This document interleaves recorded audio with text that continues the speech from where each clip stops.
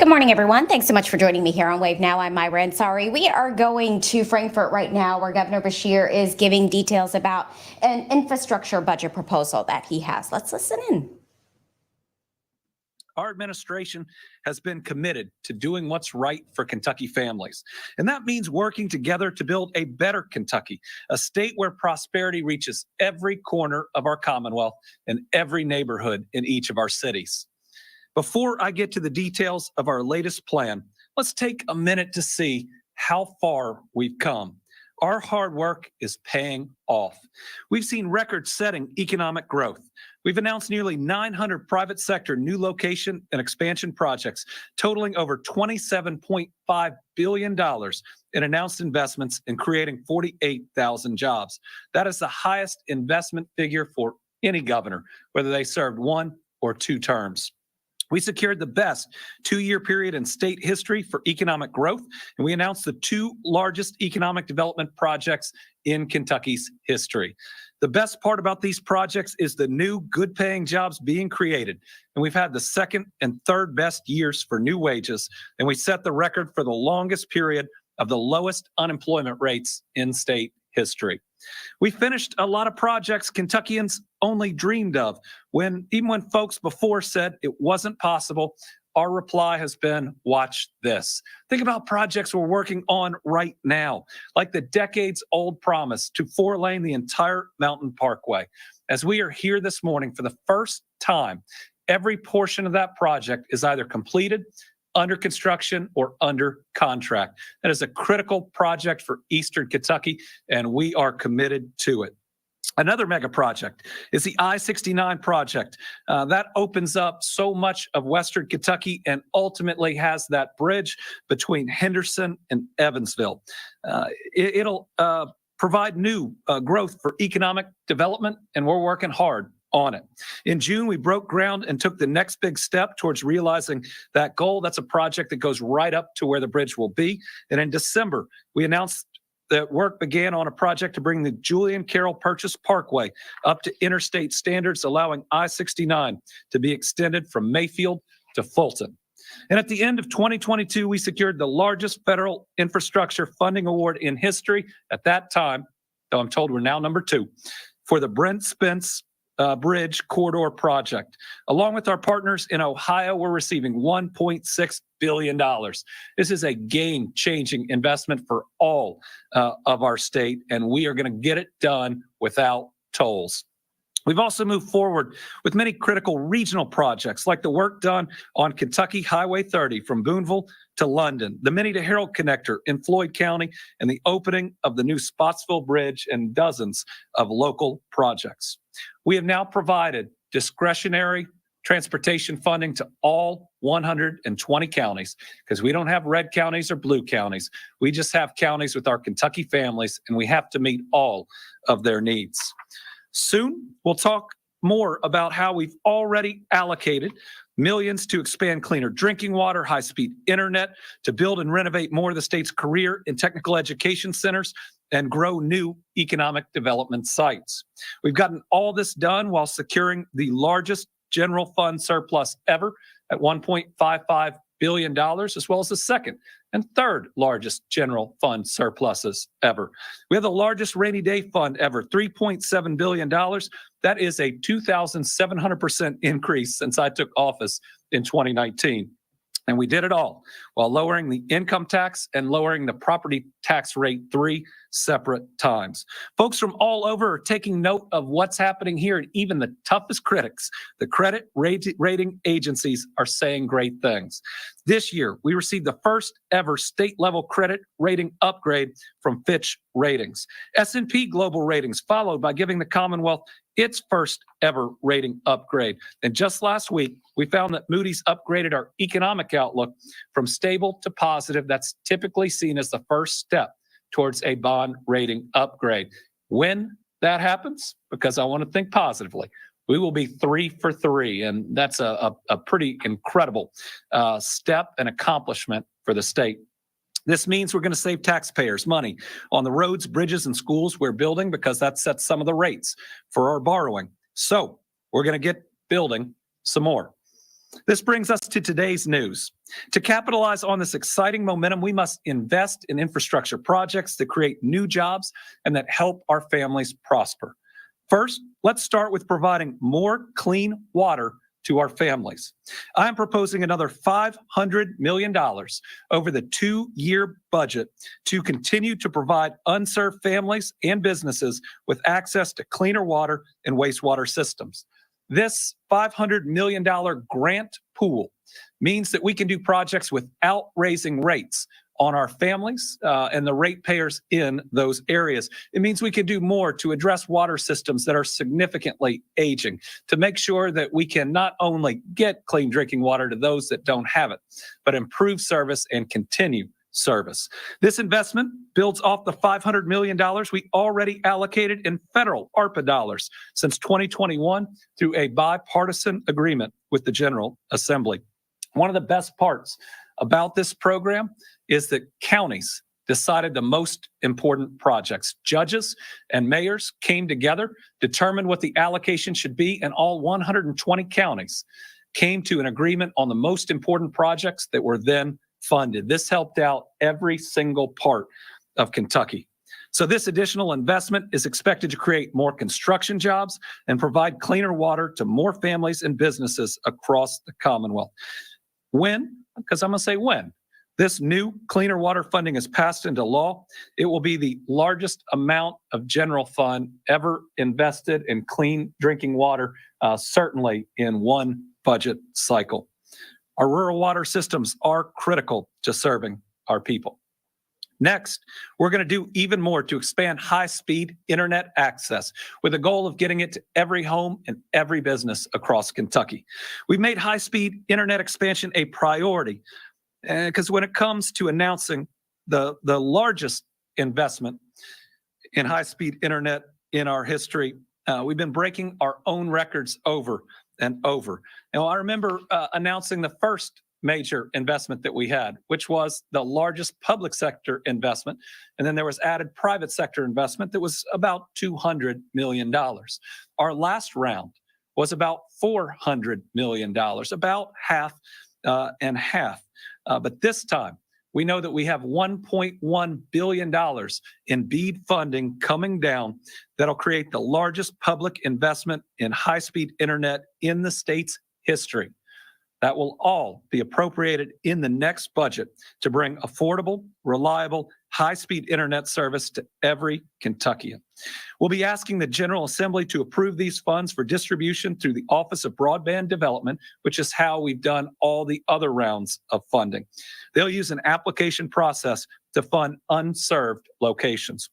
By combining federal and matching funds, we should have a total of more than $2 billion to finally make high-speed internet a reality for our families and for our businesses.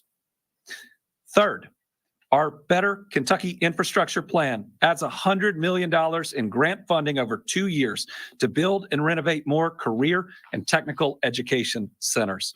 With an economy on fire, with new industries coming in, given that we become the electric vehicle battery production capital of the United States of America, looking at our nursing shortage, but also the opportunity of thousands of good paying jobs from Eastern to Western Kentucky, investing in our career and technical programs in our schools has never been more important, and the payoff will never be better. These are good jobs. Great jobs for our people, and they are job magnets in bringing in new opportunities to our communities. If supported by the General Assembly, this funding would build on the $245 million we previously provided over the last 2 budgets to support these efforts across the Commonwealth. These funds have been distributed and are benefiting so many communities. Just last week, I was in Pike County to celebrate the groundbreaking of the new Millard Area Vocational Center. In total, thus far, 33 schools have received this critical funding during our administration. It is a game changer for those communities. It is a game changer for the school system, and it helps us build that world-class workforce we need to continue to bring in these companies, thinking we're now home to the biggest investment in the history of Ford and Amazon, and the wins keep coming, week after week and month after month. This is how we ensure that we are ready for that next business and how. When that business looks at us and says, well, where's the workforce coming from? We drive them down to that career and technical program in that community. I remember in Breckenridge County when Atlas announced the largest jobs announcement in the history of Breckenridge County. They were very clear that the ACT in that county had produced such incredible employees for them that they knew that they could expand and have great, hardworking individuals from that community stay in their community, raise their families, provide security and opportunity for their kids. These are the types of investments that we know pay off for our people and for our economy. Next, I'm recommending $10 million over 2 years to add to the Kentucky Housing Corporation's Affordable Housing Trust Fund. That will provide more Kentuckians with affordable housing. This will mark the first investment of general fund in the program in almost 20 years. Historically, the leverage has been for every $1 of public funds, we've seen 9 other dollars invested in these programs. If you think about that leverage and if it continues, this should supercharge the construction of affordable housing across the Commonwealth. Fifth, we need to do even more to continue our historic momentum of getting major infrastructure projects done.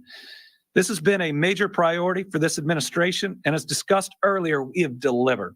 Since we landed that mega federal grant to build the Brent Spence Companion Bridge, we were able to do so in part because we added our own funds, general funds, to the project and could tell the federal government, look, we have skin in the game. This is important to us. And when you invest and award that grant, you know this project's going to be done because we've already appropriated significant dollars to it. We want to do the same for the other 2 major infrastructure projects we're working on. So I'm seeking to add $200 million over 2 years to continue and to speed up the work on the construction of the 4-laning of the Mountain Parkway and the I-69 project. We believe that this will speed up the timetable specifically for getting the Mountain Parkway fully 4-laned, especially the new construction that's going to be required from Salyersville to Prestonsburg on the cross-country route. And we currently have applications in seeking grants from the federal government on both projects. And just like the Brent Spence application, we believe this gives us a better opportunity of bringing in extra federal dollars to move these projects forward even faster. But it's not just mega projects. In the next budget, I'm also proposing $50 million in grant funds for the Kentucky Transportation Cabinet to administer to city and county bridges across the state. We've seen the report cards. We know work needs to be done. An extra grant program should again allow us to meet more needs throughout all of our communities. To date, we provided more than $101 million in discretionary funds across all 120 counties to repair our most needed roads and bridges and support local governments connecting neighborhoods through bicycle paths and other opportunities. We've invested another $197 million in highway safety improvement project funds and 235 road safety projects, many of those focused around improving safety around our schools. Our investments in our roads and bridges help drive economic growth while making sure our families are traveling safely to work, to school, and to church. Remember, we're great at logistics in Kentucky, but our most precious cargo are our kids and our families, and we have to make the investments to get them to and from where they're going safely each and every time. Next, let's turn to economic development. Our economy is red hot, and there is so much more that we can do. Kentucky is literally in the center of it all when it comes to creating the jobs of the future. We've already cemented our status as the electric vehicle battery production capital of the United States of America, and Kentuckians can expect to continue to see win after win in the months and the years to come, especially in the EV sector as we work to bring as much of the supply chain right here to the Commonwealth.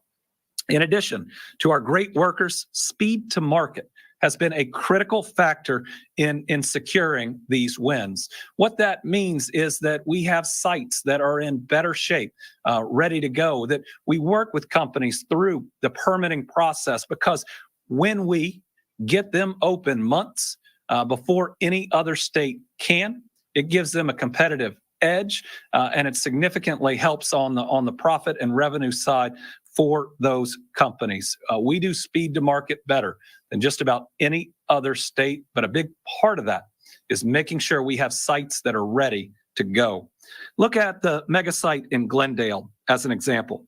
Because this site was ready, because we've made investments over decades in it, we were able to land the largest investment in the history of the Commonwealth of Kentucky by far. $5.8 billion investment by Ford and SK On. It's creating more than 5,000 new jobs. And we're even building this training center that's on this side of the picture. That's ECTC's training center that is on site there.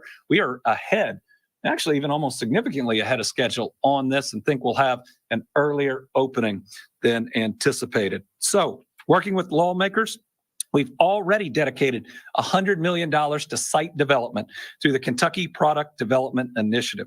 Just last week, we proved again how important this program is by awarding funding to 2 sites in Davis and Martin counties. Earlier this year, Davies and Martin County. Earlier this year, we announced funding to upgrade a site in Graves County, Hickory Industrial Park. This was really special. We announced this. It was one of the earliest PDI programs about 6 months after the tornadoes. We got word that a company was locating on it, bringing 80 jobs almost at the 1-year anniversary. We were right here when we announced it. And since then, they have already broken ground. This shows you what these projects can do, even in a town that had been that devastated. Speed to market, having that workforce right there, having put in the prep on these sites makes us more competitive than our neighboring states. To date, 47 counties have received funding to help develop more build-ready sites, and a second round of funding is on its way. So, in my Better Kentucky Infrastructure Plan, we proposed $200 million over 2 years for the Kentucky Product Development Initiative, $100 million to prepare development projects, mega projects, and $100 million for county and regional site development. So we would continue the PDI program with $100 million and have a second pool that helps us to close deals for the largest of the largest investments that may look at coming to Kentucky. These funds are helping our communities to be ready for what comes next, and that means good paying jobs for our families. Site development is a win-win, and it's an investment we have to continue to make. Finally, my plan provides $15 million in the first year of the budget to help the state build a globally competitive talent development system. To stay competitive, we must encourage innovation, and we've been working with our regional chambers of commerce to launch a talent attraction campaign. This proposal, which actually came from the regional chambers, will be used to launch a national marketing campaign and also fund regional targeted campaigns to recruit and retain top talent here in Kentucky. These are key investments in our infrastructure plan that I know are needed to turn these years of great economic development into decades of prosperity. The state can and should make these key investments. When the General Assembly convenes in January 2024, all of this will be in the budget we present to them. This includes other pieces of that budget that I just want to reiterate. Plans to boost public safety, invest in law enforcement, as well as our Education First plan, which, amongst other things, would provide an 11% raise to every public school system employee. That'd be the largest pay raise for public school educators in 40 years. The plan would also fund universal pre-K. I know that we can agree on things that help our families and move our families ahead. In fact, we have done that on so many of these topics already. Since I became governor, I've signed 627 bipartisan bills, so I know that we can make real progress, especially with the positive budget outlook we have going into this next session. If we continue to focus on moving our state forward and not to the right or the left, we can lift up every single one of our families. As a dad of 2 kids that are growing up way too fast, I know we all want a better future, more opportunity for every generation that comes after us. Our legacy can be building a Kentucky where all of our kids and grandkids have more opportunity than we ever thought was possible, where we can be an economic leader. And no matter how big a Kentucky child dreams, that they can chase those dreams in Kentucky and in the region they live in. That is a Kentucky worth fighting for. That's the Kentucky we're working to build with this next piece of our next proposed budget. So with that, we will open it up to questions. I had a list somewhere here, but why don't we start off with Tom while I pull it out? Have to answer a little bit for you. There you go. Okay. You mentioned the $200 for the site development, and then you said 100 million for something else, and the 100 million for something else. Are we talking a total of 200 million, or is it 400? So it's a total of 200 million, and it's very similar to what we did in the last budget. You know, $100 million goes to the product development initiative plan, where ad districts help counties or regions apply to upgrade sites. It might be bringing water and sewer. It might be an access road. It might be a build ready pad. It might be a spec building. It gives them the flexibility. They've also purchased land with it, knowing how important that is. The other 100 million is a fund we've used to close major big projects. So in other words, when we have a massive investment that's coming, and if they say, oh, if we only had this and we only had that, it gives us the ability, if we meet the criteria established by the General Assembly, to be able to use those dollars in that closing fund to get them to sign on the dotted line and to bring those jobs. Carolina? It's reasonable to think that every community in Kentucky wants one of these sites that a company can come in and build and whatnot. Do you guys have a number for how many of these sites are being developed right now or planning to? I believe that if the number in here was right, we have 47 counties. Now, some of those are regional. And one of the most promising things I've seen, especially over the last 2 years, is how well county judges and regions are working together. It's the acknowledgement that if you land a couple hundred jobs in one county, it impacts 3 or 4 other counties. And we're seeing counties come together and apply for funds together, even though that site might not be in their county or in all of their counties. And that's going to really help us moving forward. I think a lot of it is what the ad districts have fostered, bringing all of these judges together. But we believe that this has to be an ongoing program. You know, Kentucky's so hot right now, we're filling up these sites pretty fast, which means we need the next one and the next one and the next one. And so to continue to be competitive means we have to continue to invest as we go. So even some counties that have had one of these may need another one, as, for instance, Graves County and Mayfield has already landed a big employer on one of them, and that industrial park continues to expand. There's another business that's expanded, I think, twice up there. It's the Mr. Cool company. So, Sarah? Yeah, Governor. So say the legislature, since you've presented 3 different plans, 3 different budgets, say the legislature says we can do some of this, but not all of this. What was your priority specifically, since we have some loss in revenue? Well, we're actually outpacing previous months in terms of revenue coming in, even with the income tax reduction. Now, we don't know that that'll hold up through the entire year, but I think John can come up and talk about the projections, the consensus forecasting group. So we're coming off a budget where we've had a $1.55 billion surplus already, and that's there. And right now, we're projected to have a significant amount of additional money on top of the last budget. And remember, the consensus forecasting group is a group that under law, we have to use their estimates when we do it. John? Yeah, thank you, Governor. Last week, in fact, Monday of last week, Consensus Forecasting Group, who is an outside independent group of economists, they did a preliminary revenue estimate for the upcoming biennial budget. And for the current year, fiscal year 2024, they project $1.2 billion more in revenue to the general fund than when the General Assembly enacted the current year's budget. So that's part of the resources that we're looking at to accommodate what the governor is announcing today, particularly in these larger one-time investments.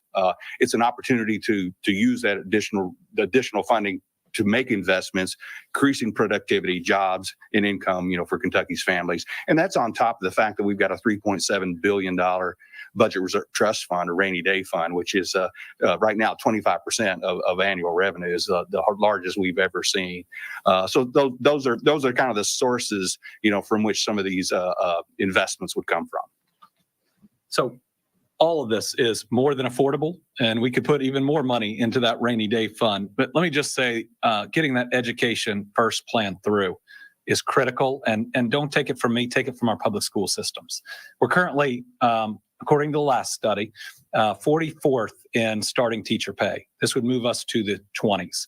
Now, we lack educators in so many areas. We need them, but it also pay bus drivers more, mental health counselors that are in our schools more, and our school systems desperately need this funding in order to attract the individuals and the talent that we need all across the state. We can't stay number 2 in per capita economic development if we're 44th in starting teacher pay. Let's see, Bodie. Thank you, Governor. Thinking back to 2 years ago when you presented your last infrastructure budget proposal, just talking like how do some of these numbers compare to that? And you remember which of those proposals the General Assembly ended up taking on? So on the infrastructure side, we had a very good working relationship with the General Assembly as we talked through all these programs. We got the vast majority of what we were looking for in that last budget. They changed around some of the programs, but they were all workable, and oftentimes those suggestions just made them better or ensured that they had the oversight, which we're more than happy to work with and report on. So when we look at the clean drinking water, this compares, though the funding is different. So in the last budget, it was ARPA funds. This is general fund dollars, but providing these grants from general fund, these are one-time investments and not ongoing. We can use extra funds we have to provide relief to everybody who's worried about their water and their sewer bill while upgrading the infrastructure that desperately needs it. When we look at the career and technical education centers, I believe that this has been very popular in the General Assembly, out in our communities. Certainly we favor it, and we need to do more. Affordable housing, this puts dollars in an existing program that's worked really well. We need to make sure we have more of this going into rural areas of the state. We had connected, I think, to the Eastern Kentucky Safe Fund, some dollars that are connected to, but not go through this program, that have to be spent in our rural areas as well. What we're doing on I-60, what we're proposing on I-69, the Mountain Parkway, is almost identical to what we did on the Brent Spence Bridge. And so all of these, with the exception of the talent development system, have gotten through, at least in part, on previous budgets, big bipartisan votes, just investments in our people. The talent development initiative did not make it through the last time, but this one is different. This one's driven by our regional chambers of commerce. We think it's reasonable. We need one overall marketing campaign for the state, but we also recognize that different areas have different needs. If you look at how Northern Kentucky's building out the pharmaceutical industry, for example, up there with the new wet lab we invested in on the facility we just broke ground on, that may be one area where the Northern Kentucky Chamber is able to specifically use those dollars to meet their regional needs. Phil? City's doing very well financially, it sounds like, from what you've stated. And I know in the past year, the General Assembly have kind of butted heads on how best to maybe return some of that money to taxpayers. Will you be proposing any additional tax cuts or refunds or anything like that to the taxpayers of Kentucky? But we'll see as we approach the session, the ideas that are out there. Since I've been governor, I've signed one income tax reduction. There was another one that went into effect that while I believe that we could afford the income tax reduction, I was against the sales tax increases because I believe they created a burden on so many of our people, and they also made our kids less safe by making background checks more expensive. I've been able to reduce the property tax rate 3 times as governor, freeze the motor vehicle tax, as well as the gas tax. And so I think at any budget, it gives us an opportunity to look at relief, but there are lots of ways of providing relief. For instance, these grants provide relief in that your water and sewer bills aren't going to go up. Putting extra general fund dollars into these major projects and the road and bridges mean that we get even more in the road fund to do more without people paying more, for instance, in the gas tax and others. So there's lots of ways to provide relief. I think we look at all of them, but we've got to do it sensibly, knowing that we've got to look over 10 or 20 years to see what's sustainable. We want to provide as much relief to our people as possible while still being able to provide the services that are absolutely necessary. Yes, ma'am. I don't have any questions right now. Okay. Tell me your name. Carrington. Carrington. It's nice. Thank you for being here.